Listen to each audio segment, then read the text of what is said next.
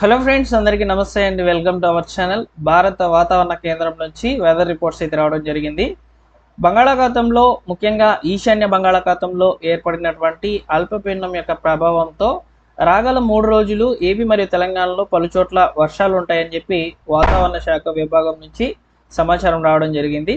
అయితే ఇక్కడ అందించినటువంటి రిపోర్ట్ ప్రకారము హైదరాబాద్ వాతావరణ కేంద్రం హైదరాబాద్ పరిసర ప్రాంతాల్లో మరియు ఉత్తర తెలంగాణ వైపుగా వర్షాలు అనేటివి రాగల 3 రోజుల్లో ఉంటాయని, అయితే అధిక శాతం వర్షాలు అనేటివి ఉత్తర భాగాలకైతే ఉంటాయని చెప్పి హైదరాబాద్ వాతావరణ కేంద్రం చెప్తుంది.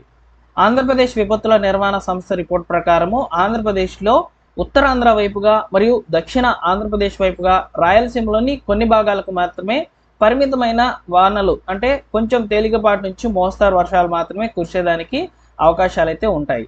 సో వీటికి సంబంధించినటువంటి పూర్తి వివరాలు ఈ లైవ్లో మీకు అందిస్తాను. సో వీడియోని పూర్తిగా చూడండి. ఇన్ఫర్మేషన్ కనుక నచ్చితే తప్పకుండా లైక్ చేసి మీ మిత్రులకు షేర్ చేయండి. సో ఇక లేట్ చేయకుండా డైరెక్ట్గా టాపిక్లో కనుక వచ్చినట్లయితే, ఒకసారి ఐఎండి శాటిలైట్ ఇమేజ్ కనుక మీరు ఇక్కడ పరిశీలించినట్లయితే మనకు బంగ్లాదేశ్ పరిసర ప్రాంతాల్లో మరియు ఈ యొక్క పశ్చిమ బెంగాల్ పరిసర ప్రాంతాల్లో ఒక అల్పపీడనం ఏర్పడ్డాన్ని అయితే మీరు ఇక్కడ చూడవచ్చు.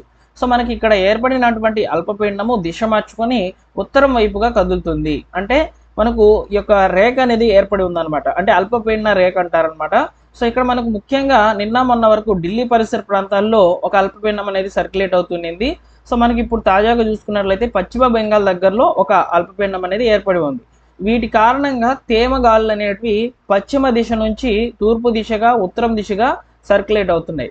అందువల్ల వర్షాలు అనేటివి మనకు ఎక్కువగా తెలంగాణ వైపుగా చూడవచ్చని చెప్పి వాతావరణ శాఖ చెప్తుంది. అంటే ఈ గుజరాత్ నుంచి ఈ విధంగా కదులుతున్నటువంటి గాలులు మెల్లమెల్లగా అల్పపీడనం వైపుగా మల్లుతాయి. సో మనకు అల్పపీడనం కూడా దిశ మార్చుకొని ఉత్తరం వైపుగా కదులుతుంది కాబట్టి ఆ రేడియస్ ఏదైతే ఉంటుందో, ఆ అల్పపీడన ద్రోణి అనేది ఏదైతే ఉంటుందో ఆ పరిధిలో వచ్చేసి ముఖ్యంగా ఉత్తర తెలంగాణ టచ్ అవుతుంది బాగా. అలానే మన పొరుగు రాష్ట్రాలైనటువంటి ఒరిస్సా, ఛత్తీస్గఢ్ పరిసర ప్రాంతాల్లో భారీ వర్షాలు నమోదవుతాయి. అదేవిధంగా దాని యొక్క ప్రభావంతో ఈ యొక్క ఆంధ్రప్రదేశ్ అల్లూరి సీతారామరాజు, అదేవిధంగా మనం చూసుకున్నట్లయితే ఈ యొక్క పాడేరు పరిసర ప్రాంతాలు మరియు ఉత్తర ఆంధ్ర వైపుగా పలు జిల్లాలకు వర్షాలు ఉంటాయి.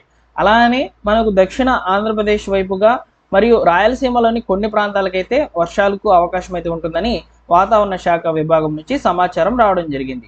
అయితే ముఖ్యంగా వాతావరణ విభాగం నుంచి వచ్చినటువంటి సమాచారం ప్రకారము తెలంగాణ వైపుగా ఏ జిల్లాల్లో రాగల 24 గంటల్లో, అంటే మనకు ఈ రోజు నుంచి మనకు రేపు ఉదయం వరకు ఉన్నటువంటి వాతావరణ పరిస్థితులు గమనించినట్లయితే ముఖ్యంగా ఉత్తర తెలంగాణ మీదుగా వర్షాలు అనేటివి ఎక్కువగా ఉంటాయి. అంటే ఆదిలాబాద్, కొమరంభీం, ఆసిఫాబాద్, మంచిర్యాల, జగిత్యాల, అదేవిధంగా నిర్మల్, నిజామాబాద్, అదేవిధంగా మనం చూసుకున్నట్లయితే రంగారెడ్డి, కామారెడ్డి ఈ జిల్లాల వైపుగా కొంచెం వర్షాలకు అవకాశం అనేది ఎక్కువగా ఉంటుంది. సో అదేవిధంగా రాగల 48 గంటల్లో వర్షాలు చూసుకున్నట్లయితే హైదరాబాద్ పరిసర ప్రాంతాల్లో, అంటే ఈ యొక్క మెదక్, అదేవిధంగా సంగారెడ్డి, వికారాబాదు, అదేవిధంగా మనం చూసుకున్నట్లయితే జోగులాంబ, గద్వాల్, వనపర్తి ఈ ప్రాంతాలకు కొంచెం వర్షాలు పడేదానికి అవకాశాలు అయితే ఉంటాయని చెప్పి హైదరాబాద్ వాతావరణ కేంద్రం చెప్తుంది. అయితే ఇక్కడ తెలంగాణతో వర్షాలు అనేటివి ఎక్కువగా ఉంటాయి ఆంధ్రప్రదేశ్తో పోల్చుకున్నట్లయితే. సో ఎందుకంటే ఈ అల్పపీడనము ఉత్తర దిశగా కదులుతుంది కాబట్టి దాని రేడియస్ అనేది టచ్ అవుతుంది. తేమ గాలులు అనేటివి ఎక్కువగా వీస్తాయి కాబట్టి ఖచ్చితంగా వర్షాలు అనేవి తెలంగాణ వైపుగా ఎక్కువగా పడేదానికి అవకాశాలు అయితే ఉన్నాయి. ఇక ఆంధ్రప్రదేశ్ వెదర్ రిపోర్ట్ ప్రకారం చూసుకున్నట్లయితే రాగల 24 గంటల్లో ముఖ్యంగా పార్వతీపురమన్యం, అల్లూరి సీతారామరాజు, ఏలూరు, ఈస్ట్ గోదావరి, కోనసీమ, కాకినాడ, అనకాపల్లి, కృష్ణా, గుంటూరు ఈ ప్రాంతాల్లో కొంచెం వర్షాలకు అవకాశం అనేది ఛాన్స్ అయితే ఉంది. అంటే ఇక్కడ మనకు వర్షాలు కూడా తేలికపాటి నుంచి మోస్తారు వర్షాలు మాత్రమే అని చెప్పుకోవచ్చు. భారీ వర్షాలకు అవకాశం అయితే లేదు. అది కూడా వర్షాలు అనేటివి సాయంత్రం, రాత్రి, తెల్లవారుజామున సమయాలలో మాత్రమే నమోదవుతాయి. పగటిపూట ఉష్ణోగ్రతలు ఉంటాయి. అదేవిధంగా పగటిపూట మేఘాలతో ఉన్నటువంటి వాతావరణ పరిస్థితులు మనము చూడవచ్చు. అయితే ఇక్కడ మనకు ముఖ్యంగా దక్షిణ కోస్తా ప్రాంతాల్లో కూడా ఈ తిరుపతి, చిత్తూరు, నెల్లూరు ఏదైతే కోస్తా తీరానికి దగ్గరగా ఉంటాయో ఆ ప్రాంతాల్లో మాత్రమే వర్షాలకు ఛాన్స్ అయితే ఉన్నట్లు తెలుస్తుంది. అదేవిధంగా రాగల 48 గంటల్లో రాయలసీమలోని ఈ నంద్యాల, అదేవిధంగా కర్నూలు, అనంతపురము, కడప ఈ ప్రాంతాల్లో కూడా వర్షాలకు ఛాన్స్ అయితే ఉన్నట్లు తెలుస్తోందండి. సో హైదరాబాద్ వాతావరణ కేంద్రం అందించినటువంటి రిపోర్ట్ తెలంగాణ వాసులకైతే ఉపయోగపడుతుంది.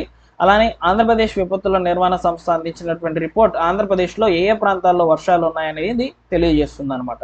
సో ఈ విధంగా రాగల 3 రోజుల్లో చెదురుమదురు వర్షాలు అనేవి పడేదానికి ఛాన్స్ అయితే ఉన్నాయి. తెలంగాణలో మాత్రం కొంచెం అధికంగా వర్షాలు పడేదానికి అవకాశం అయితే ఉంది. అది కూడా ఉత్తర తెలంగాణ మీదుగా మాత్రం పడేదానికి ఛాన్స్ అయితే ఉంటుంది.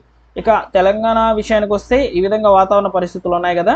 సో అయితే మనకు ఎల్లో అలర్ట్, రెడ్ అలర్ట్ ఇలాంటివి ఏమైనా ఛాన్స్ అయితే ఉన్నాయా అంటే, సో మనకు ప్రస్తుతానికి మాత్రము ఈ యొక్క మోడరేట్ రైన్స్కి మాత్రమే అవకాశం అనేది వాతావరణ శాఖ అయితే అందించింది.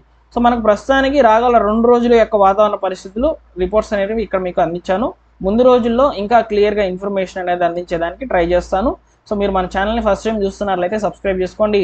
ఆంధ్రప్రదేశ్ మరియు తెలంగాణకు సంబంధించినటువంటి వెదర్ రిపోర్ట్స్ అనేవి క్లియర్గా మీకు ఈ విధంగా విత్ ప్రూఫ్స్తో సహా అయితే మీకు వెదర్ మ్యాప్స్ అనేటివి చూపించి మాట్లాడడం జరుగుతుంది. ఓకేనా? Thank you for watching. మరొక ఇంపార్టెంట్ వీడియోతో అప్డేటెడ్ ఇన్ఫర్మేషన్తో మీ ముందుకైతే వస్తాను.